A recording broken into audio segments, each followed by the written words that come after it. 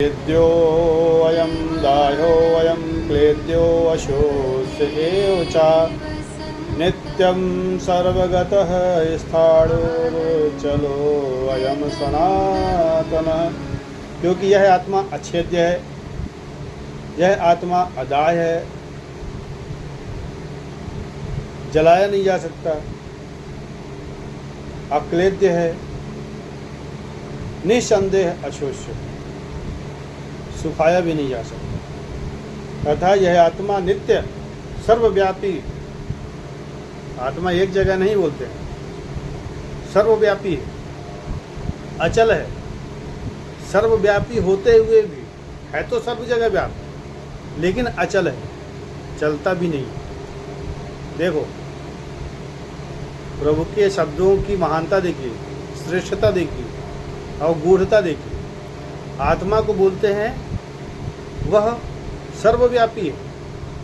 तो भाई सर्वव्यापी कैसे होगा? जब कोई एक स्थान से जाएगा दूसरे स्थान में, तब वहाँ भी पहुँचेगा, वहाँ भी पहुँचेगा, वहाँ भी। लेकिन बोलते हैं वो सर्वव्यापी होते हुए भी अचल है, वो चलता फिरता नहीं है और स्थिर रहने वाला और सनातनी है, सनातन है। ठीक है, तो ऐसा कृष्ण भगवान अर्जुन को ज्ञान दे रहे हैं, विवेक दे रहे हैं। अव्यक्तो अयम चिंत्यो अयम विकार्यो अयमुच्यते तस्मादेवं विदित्वैनं नानुशोचितुर्महसि।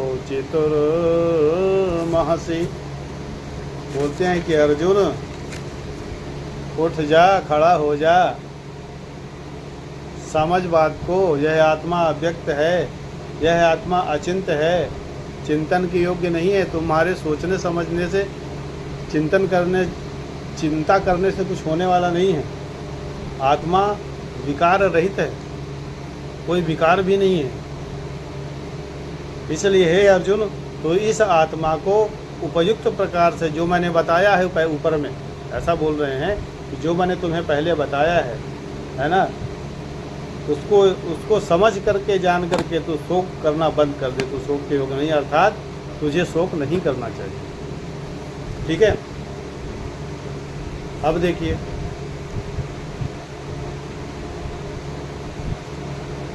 अथ चैनम नित्य जातम नित्यं वा मन्यसे मृतम तथापि तुम महाबाहो नैवं शोचितुर्महसि। किंतु यदि तू इस आत्मा को सदा जन्म लेने वाला तथा सदा मरने वाला भी मानता है, मान लो तुम्हारे दिमाग में चलता हो कि ये हमेशा सदा जन्म लेने वाला है या मरने वाला है, यही अगर समझ में आता है, तो हे महाबाहो, तो इस प्रकार से शोक करने के योग्य तो भी नहीं है। जातस्य ही ध्रुवो मृत्युर्ध्रुवं जन्म मृतस्य च तस्माद् परिहार्ये अर्थे न तुम शोचितुर्महसि।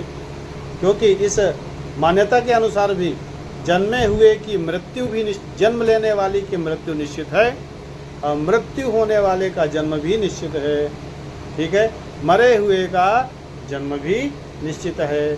तो इससे भी इस बिना उपाय वाले विषय में जो चिंतन के योग्य नहीं है, शोक के योग्य नहीं है, उस पर तू शोक मत कर। ऐसा भगवान कृष्ण अर्जुन को अपने विवेक से समझा रहे हैं। अव्यक्तादीनि भूतानि व्यक्तमध्यानि भारत अव्यक्त निधनान्येव तत्र का परिदेवना। हे अर्जुन, संपूर्ण प्राणी जन्म से पहले भी अप्रकट थे। मतलब जब जन्म नहीं था, इसके पहले तुम नहीं जानते थे कि कौन है, ये कौन थे और तुम कौन थे। जन्म के पहले सभी अप्रकट थे, प्रकट नहीं थे, किसी को कुछ पता नहीं था।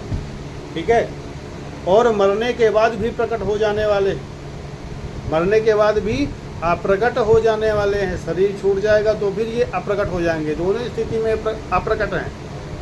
जन्म के पहले भी कौन कहाँ पे था पता नहीं, मृत्यु के बाद भी कौन कहाँ जाएगा पता नहीं है। दोनों स्थितियों में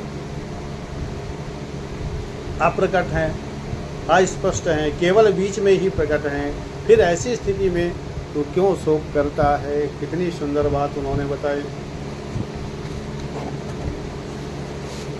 तब तक के लिए जय श्री कृष्ण, सबको राम राम।